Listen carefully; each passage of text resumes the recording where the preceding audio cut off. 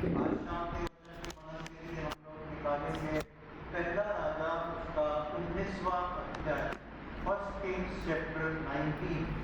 पहला राजा उसका 19वां अध्याय,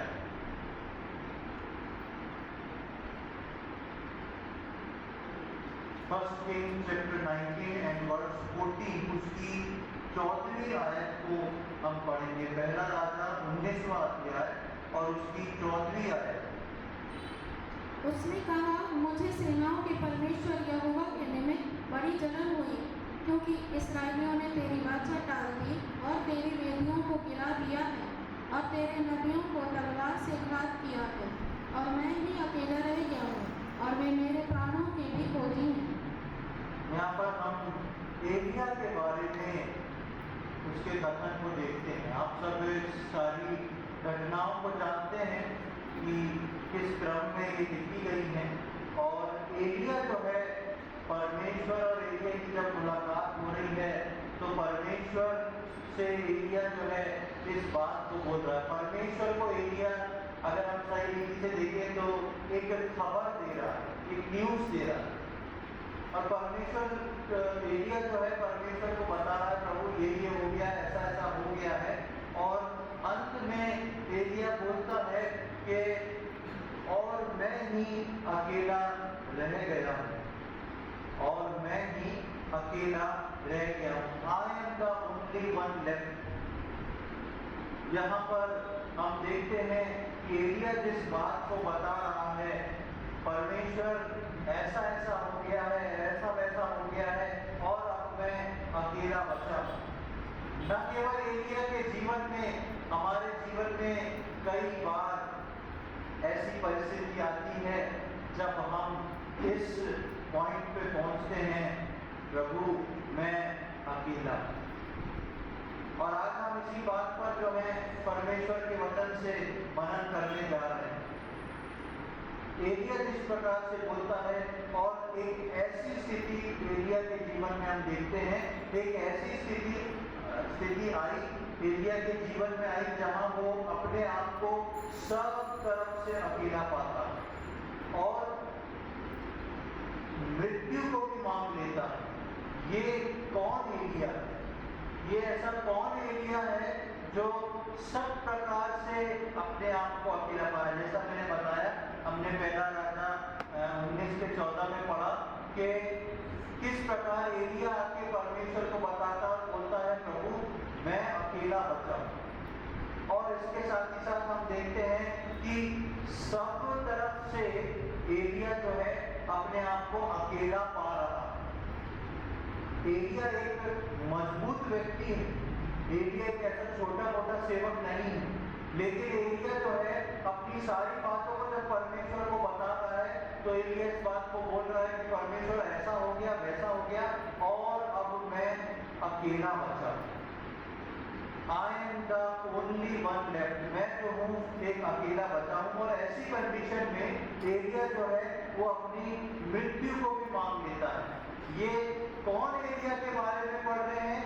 ये हम उस एलिया के बारे में पढ़ रहे हैं जो एलिया बोलता है कि मैं तो वो हूँ जो परमेश्वर के सामने खड़ा रहता हूँ। कितना स्ट्रॉन्ग एलिया के पास को हम देखते हैं, कितना स्ट्रॉन्ग हम एलिया को देखते हैं। और एलिया कहता है कि मैं वो, एक आयत को देखेंगे, पहला राजा के 17वें अध्याय की पहली आयत को देखें, वहां क्या लिखा हुआ है। First Kings chapter 17 verse 1। तिशबी एलिया जो गिलाद के परदेशियों में से था, उसने अहाब से कहा, इस्राएल का परमेश्वर यहोवा जिसके सम्मुख में उपस्थित रहता हूँ, उसके जीवन की शपथ, इन वर्षों में मेरे बिना कहे ना तो मेघ बरसेगा और ना ओस पड़ेगी। हाँ, यहाँ पर हम एलिया का बैकग्राउंड देखते हैं। एलिया है कौन? एलिया एक बड़े राजा के सम्मुख खड़ा होकर बोलता है, हे राजा मैं कौन हूँ, अपना इंट्रोडक्शन देता है। और एलिया बताता मैं वो हूँ जो परमेश्वर की उपस्थिति में उसके सामने खड़ा रहने वाला एक व्यक्ति। कितना क्लोज है एलिया परमेश्वर से। और यहाँ तक कि वो राजा को ये भी बोलता है, मेरे बिना बोले, मेरे बिना बोले जो है इजराइल में वर्षा नहीं हुई, मेरे बोलने से वर्षा रुकेगी और मेरे बोलने से वर्षा होगी। इतना स्ट्रॉन्ग कैरेक्टर हम देखते हैं एलिया, इतना मजबूत है एलिया। और उसी एलिया के बारे में जब हम 19वें अध्याय में आते हैं तो उसी एलिया के बारे में हम देखते हैं कि वो एलिया परमेश्वर से मृत्यु मांग रहा है और मृत्यु मांगने के साथ साथ बोलता है परमेश्वर मैं अकेला रह गया, मैं अकेला रह गया। हमारे जीवन में हम कई बार ऐसी परिस्थितियों में आ जाते हैं जहां हमको लगता है मैं अकेला। हमारे जीवन में कई बार हम ऐसी परिस्थितियों में आ जाते हैं जहां हमको लगता है मैं अकेला हूं और हम इस बात को परमेश्वर को भी बोलते हैं, पर वास्तविकता में वो परिस्थिति ऐसी होती नहीं। और इसी बात को मैं आज आप लोग के सम्मुख रखना चाह रहा हूं।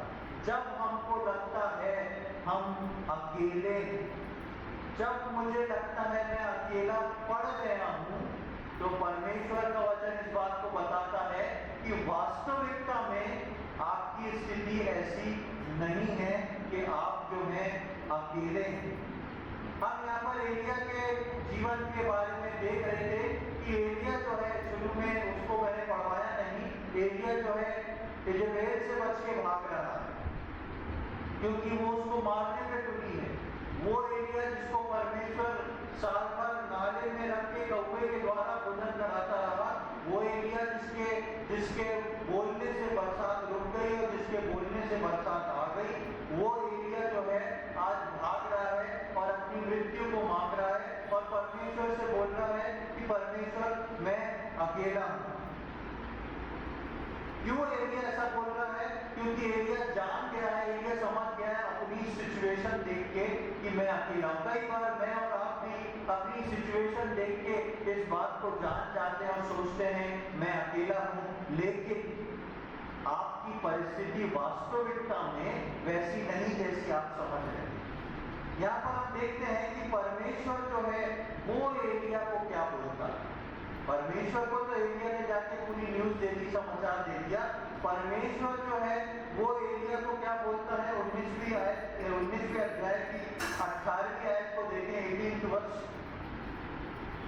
तो अभी मैं 7,000 इस्राएलियों को बचा रखूंगा। ये तो वे सब हैं जिन्होंने ना तो बाल के आगे घुटने टेके और ना मुंह से उसे चूमा है। हाँ, एलिया क्या सोच रहा है? मैं बस अकेला बचा हूं। एलिया सोच रहा है मेरी सिचुएशन ठीक है, एलिया सोच रहा है मैं अकेला बचा हूं। लेकिन हम यहाँ पर देखते हैं कि परमेश्वर एलिया को बताता है कि तू अकेला नहीं है, मैंने तो 7,000 इस्राएलियों को बचा के रखने के लिए रखा हुआ है। एलिया सोच रहा है मैं अकेला हूं, परमेश्वर बोल रहा है 7,000 इस्राएली जो हैं बचे हुए, उनको मैंने बचा के रखा है। वास्तविकता में एलिया अकेला नहीं था, लेकिन एलिया अपनी परिस्थिति में आके उस बात को सोचता है और उस बात को सोच के एलिया जो है वो बोलता और सोचता है। जो 14वीं आयत में हम पढ़ते हैं 14th वर्ष में, उसने कहा मुझे सेनाओं के परमेश्वर यहोवा के निमित्त बड़ी जलन हुई, क्योंकि इस्राएलियों ने तेरी वाचा टाल दी और वेदियों को गिरा दिया है और तेरे नबियों को तलवार से घात किया है, मैं ही अकेला बचा हूं। वो सारी बातों को परमेश्वर को बोलता, परमेश्वर मेरे सामने इस्राएलियों को मार दिया गया, तेरे याजकों को मार दिया गया, तेरी जो दूसरी जगह जो है ऊंचे टीले जो है हटा दिए गए हैं, तेरी आराधना बंद हो गई है, इस प्रकार का माहौल इस्राएल में फैल गया, सबको मार दिया गया है, मैं अकेला बचा। परमेश्वर बोलता है प्रिय एलिया, मैंने 7,000 लोगों को बचा रखा, तू क्या बात कर रहा है? तू किस बारे में सोच रहा है? वास्तव में एलिया की परिस्थिति वो नहीं थी जो एलिया को दिखाई दे रही थी। मेरे और आपके जीवन में भी अक्सर ऐसा होता है जब हम एक ऐसे पॉइंट पे पहुंचते हैं जहां हमको लगता है मैं अकेला हूं, I am the only one left, मैं अकेला हूं, अपनी परिस्थितियों में अकेला हूं, अपने घर आने में अकेला हूं, अपनी कलीसिया में अकेला हूं, अपने समाज में अकेला हूं, अपनी परिस्थितियों में आके मैं फंस गया हूं और हमको लगता है कि मैं एकमात्र बचा हूं। लेकिन परमेश्वर अपने लोगों को बताता है तुम अकेले नहीं हो। जिस परिस्थिति को तुम सोच रहे हो वो वास्तव में तुम्हारी परिस्थिति नहीं। और आगे हम चल के देखते हैं, हम उस बात को पहले देख चुके हैं कि एलिया को परमेश्वर दोबारा से काम पे लगाता है, एलिया दोबारा काम करता है और परमेश्वर जो है एलिया को स्वर्गरोहण के द्वारा उठा लेता है। एलिया ने जिस भविष्य को सोचा था वो भविष्य एलिया का नहीं था। एलिया ने जिस परिस्थिति को सोचा था वो परिस्थिति एलिया के लिए नहीं रखी गई थी। मेरे और आपके जीवन में भी परमेश्वर ने जिस भविष्य को रखा है वो मुझको और आपको आज हो सकता है दिखाई ना दे रहा। मेरे और आपके जीवन में जिस परिस्थिति को मैं और आप देख रहे हैं हो सकता है हमको उस परिस्थिति को चारों ओर से देख के लगता है, लेकिन याद रखें आप जिस परिस्थिति से निकल रहे हैं आपको हो सकता है लग रहा हो कि आप अकेले हैं, लेकिन वो परिस्थिति में आप अकेले नहीं हैं, क्योंकि परमेश्वर ने आपके भविष्य को डिसाइड कर रखा है। परमेश्वर जानता है कि उसने आपके लिए क्या रखा है। एक और घटना को हम देखते हैं, मेरे साथ निकालिए मरकुस रचित सुसमाचार उसका 16वां अध्याय, gospel according to Mark chapter 16। मरकुस रचित सुसमाचार उसका 16वें अध्याय में हम आएंगे और वहां पर भी हमको एक घटना को देखने को मिलता है। मरकुस 16 और उसका 2री आयत से लेके 4थी आयत तक पढ़ेंगे। Mark 16 versus 2 to 4। सप्ताह के पहले दिन बड़े भोर जब सूरज निकला ही था वे कब्र पर आईं और आपस में कहती थी हमारे लिए कब्र के द्वार पर से पत्थर कौन लुढ़काएगा।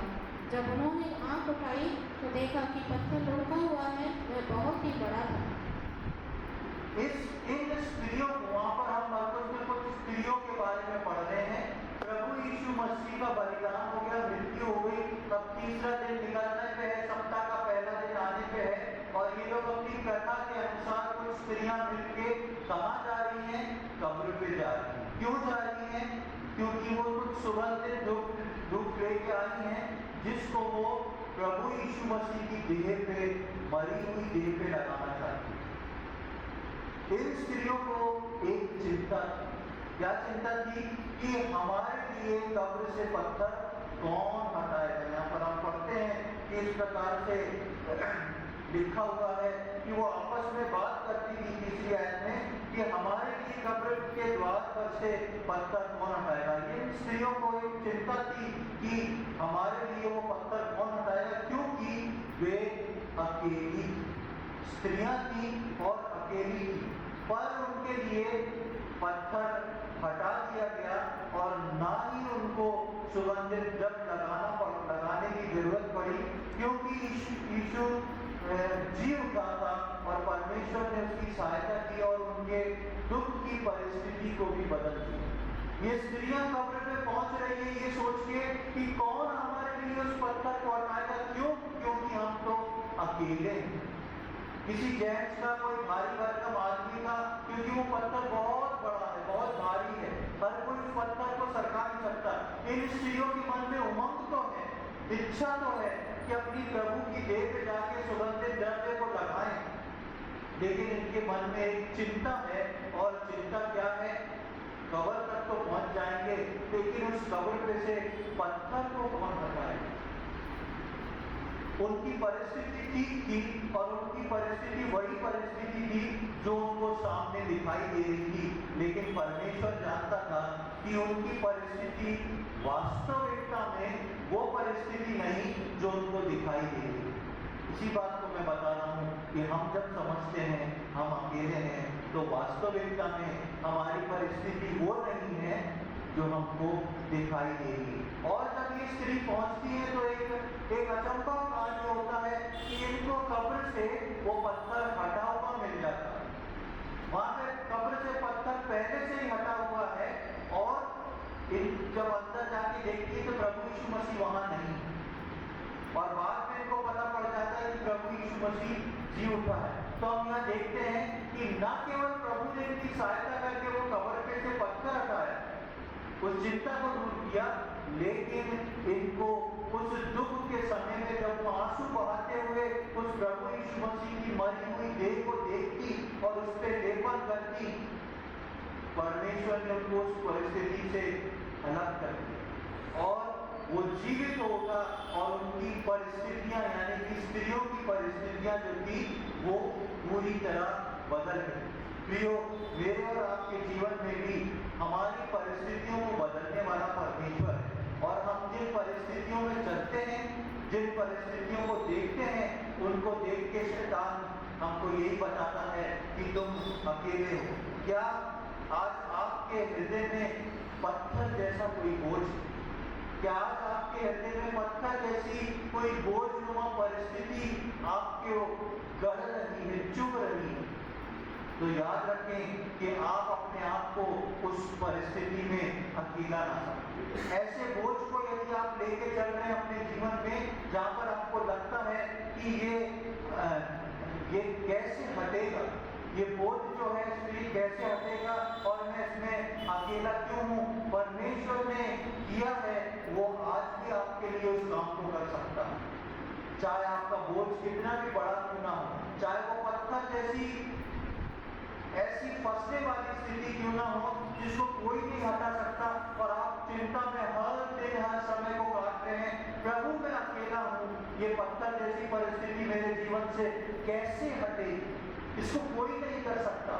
याद रखें, परमेश्वर ने एलिया के लिए किया, परमेश्वर ने मरियम और बाकी स्त्रियों के लिए करा और वो परमेश्वर जो है वो आपके लिए भी करेगा। आप अपनी परिस्थितियों में अपने आप को अकेला ना समझे। शैतान इस बात को लाएगा आप अकेले हैं। एलिया ने बोला प्रभु मैं अकेला बचा हूँ।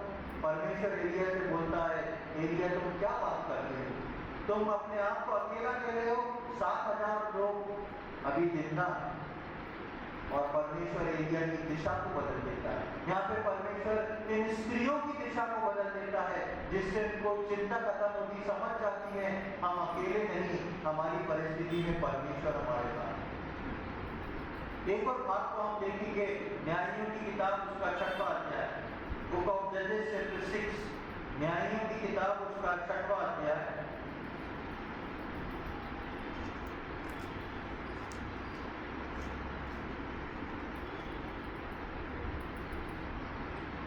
वहां पर हम गिदोन के बारे में पढ़ते हैं, हम पहले भी उसके बारे में सीख चुके हैं, उसके लिए मैं ज्यादा नहीं पढ़वाऊंगा, आप सब जानते हैं गिदोन के बारे में। वहां पर 6वें अध्याय की 11वीं आयत को सबसे पहले पढ़ने, 11 वर्ष। फिर यहोवा का दूत आकर उस बांज वृक्ष के तले बैठ गया जो ओप्रा में एबीएजेरी योआश का था, और उसका पुत्र गिदोन एक राक्षस के कुंड में गेहूं इसलिए झाड़ रहा था कि उसे मिद्यानियों से छिपा रखे। यहाँ पर हम देखते हैं गिदोन नाम का एक व्यक्ति जो अकेला है और छिप कर गेहूं को झाड़ रहा है, फटक रहा है, और इतना अकेला है कि गेहूं को फटकने का काम ये अकेला व्यक्ति कर रहा है। यहाँ पर गिदोन के बारे में देखते हैं वो डरा सहमा हुआ है और अकेला जो है वो वहां पर जाके वो गेहूं को फटक रहा है, छाट रहा है। और उसकी स्थिति कैसी है, गिदोन की स्थिति कैसी है? गिदोन को अपने मुंह से कहता, जब परमेश्वर उसको शूरवीर सूरमा बोलता है तो गिदोन अपनी परिस्थिति को बताता है। उसकी 15वीं आयत को और पढ़ लें।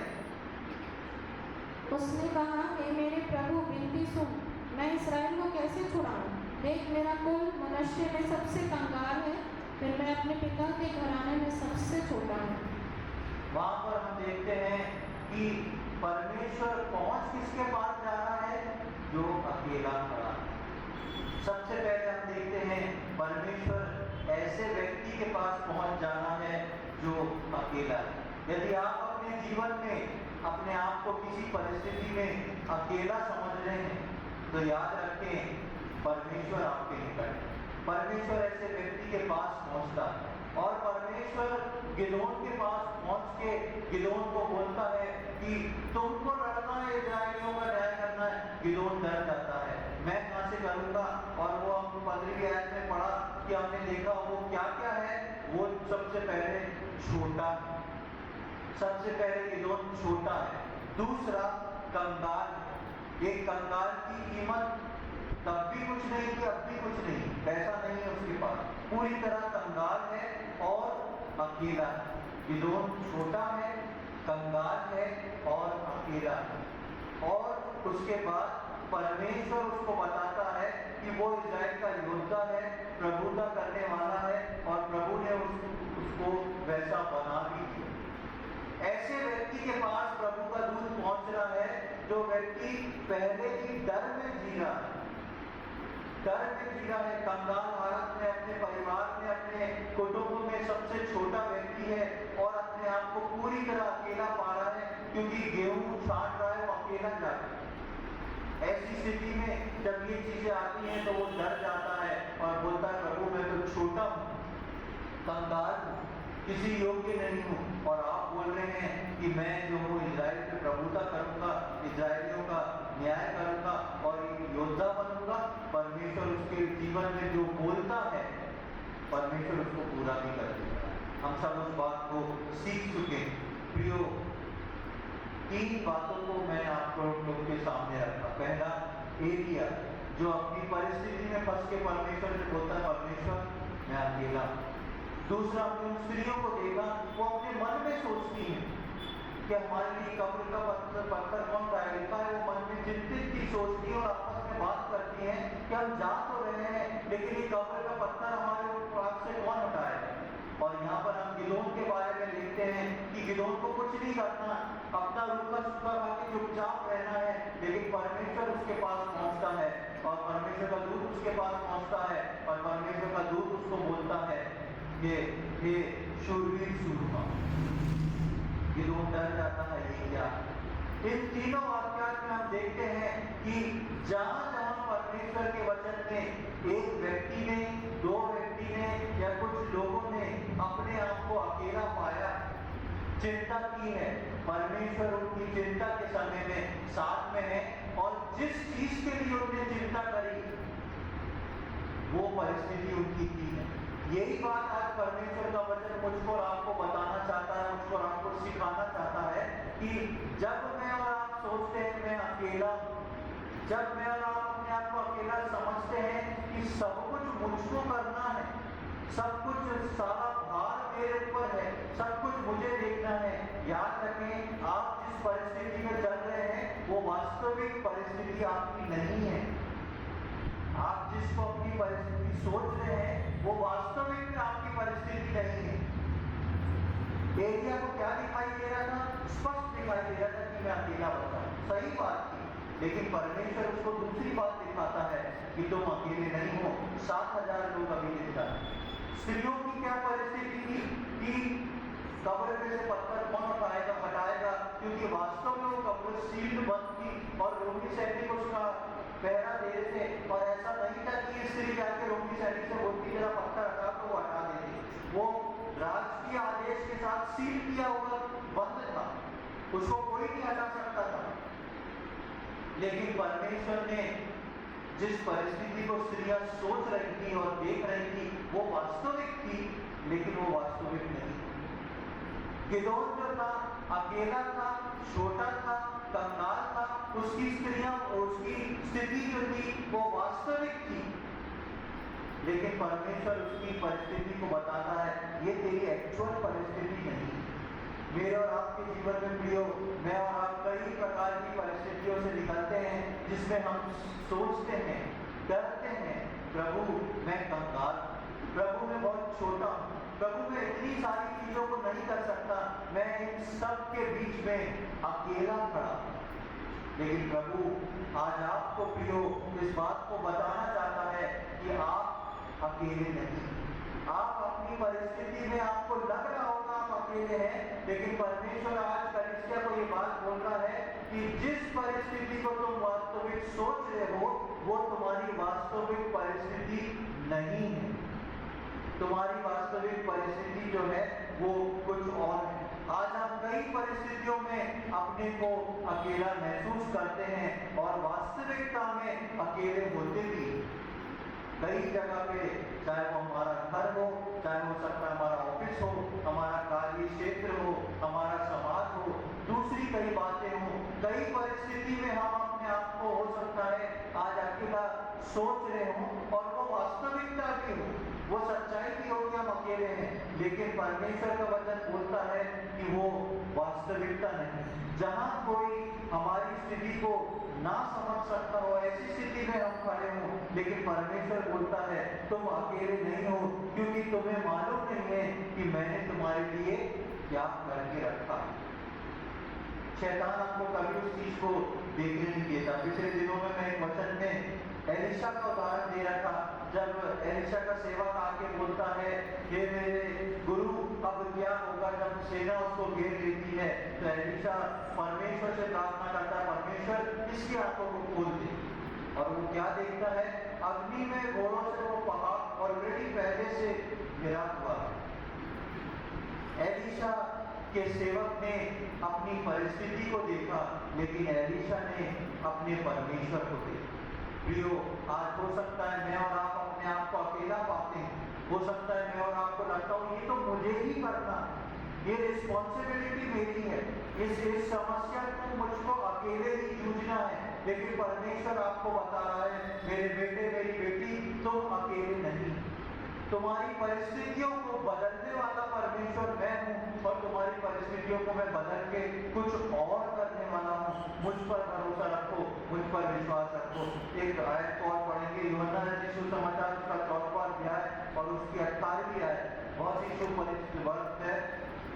Gospel according to John chapter 14 verse 18, यूहन्ना 14 उसका 18। वहाँ देखिए प्रभु यीशु मसीह क्या बोलता है अपने लोगों को, मैं तुम्हें अनाथ नहीं छोड़ूंगा, मैं तुम्हारे पास आता हूँ। हाँ, यहाँ पर हम देखते हैं प्रभु यीशु मसीह बोलता है मैं तुमको अनाथ नहीं छोड़ूंगा। किन लोगों को?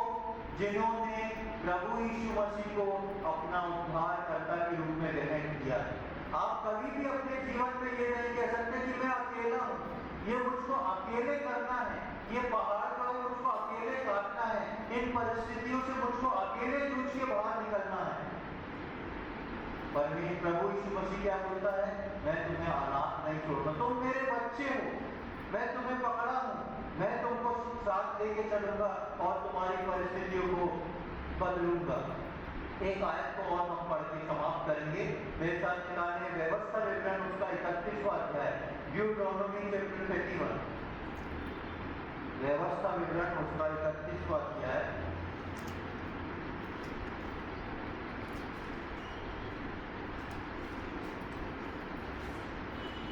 और उसकी 6वीं आयत, 6th वर्ष। तू हियावान और दृढ़ हो, उनसे न डर और न भयभीत हो, क्योंकि तेरे संग चलने वाला तेरा परमेश्वर यहोवा है, वह तुझको धोखा न देगा और न छोड़ेगा।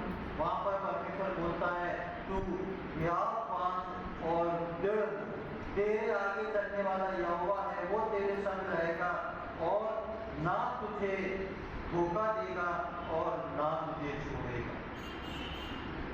इसलिए मत डर, तेरा मन कच्चा ना। वहाँ पर परमेश्वर का वचन इस बात को हमको बताता है कि वो मेरे और आपके साथ चलने वाला परमेश्वर है, वो ना छोड़ता है ना धोखा देता। आज आपकी परिस्थिति में आपको लगेगा मैं अकेला हूँ, लेकिन आप अकेले नहीं हैं, क्योंकि परमेश्वर आपकी परिस्थिति में आपके साथ है। और परमेश्वर बोलता है मैं तेरे को तेरे साथ इसलिए नहीं चल रहा हूँ कि आगे ले जाके तुझे ठोकर खिलाऊं या आगे तेरे को धोखा दे दूं।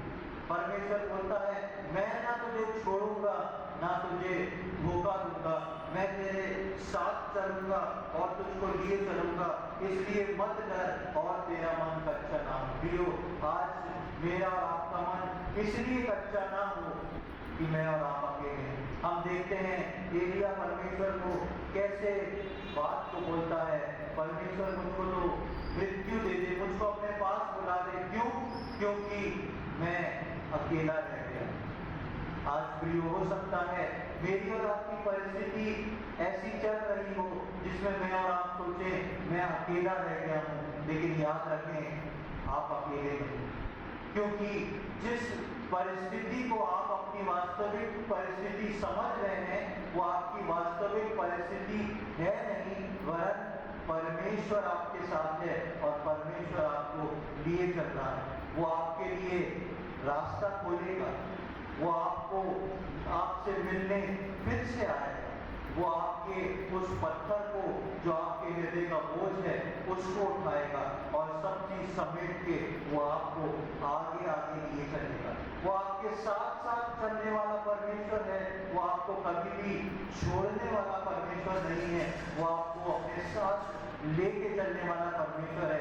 इसलिए आज से कभी भी आप इस बात को ना सोचें कि आप अकेले हैं। निश्चय जाने परमेश्वर आपके साथ है और आप अकेले नहीं हैं।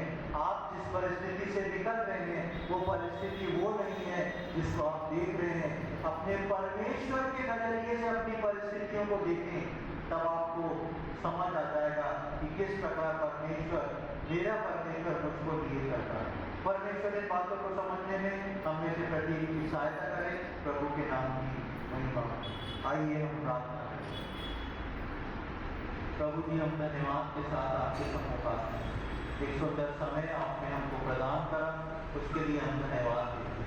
हमारे जीवन प्रभु जी कभी भी इस योग्य नहीं थे प्रभु कि हम आपके सम्मुख आ जाएं, लेकिन प्रभु आपकी बड़ी दया हम पर बरसी है, उसके लिए हम धन्यवाद देते हैं। प्रभु जी, हम प्रार्थना विनती करते हैं, विशेषकर धन्यवाद देते हैं आज के वचन के लिए।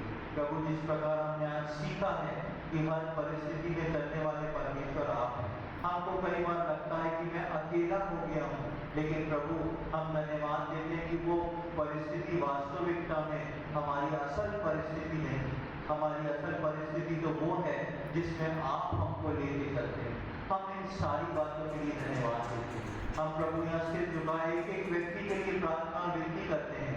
यदि किसी के जीवन में आज अकेलापन है, यदि कोई अपने जीवन में अपनी परिस्थितियों में अपने आप को अकेला पाता है, प्रभु हम प्रार्थना विनती करते हैं, आप दया दिखाएं, आप अनुग्रह दें प्रभु जी। वो आप पर भरोसा करके इन परिस्थितियों से बाहर निकलने वाले हो सकें और प्रभु आप उनकी परिस्थितियों को बदलें।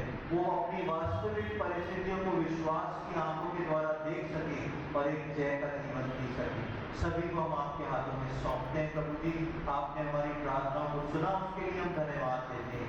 ये सारी विनती और प्रार्थना अपने उद्धार करता प्रभु यीशु मसीह के पवित्र के नाम से मांगते हैं, आमीन। अब हमारे परमेश्वर पिता का प्रेम, प्रभु यीशु मसीह का अनुग्रह और पवित्र आत्मा की सहभागिता अब से लेकर प्रभु यीशु मसीह के दूसरे आगमन तक हम में से प्रत्येक पर होती रहे, आमीन।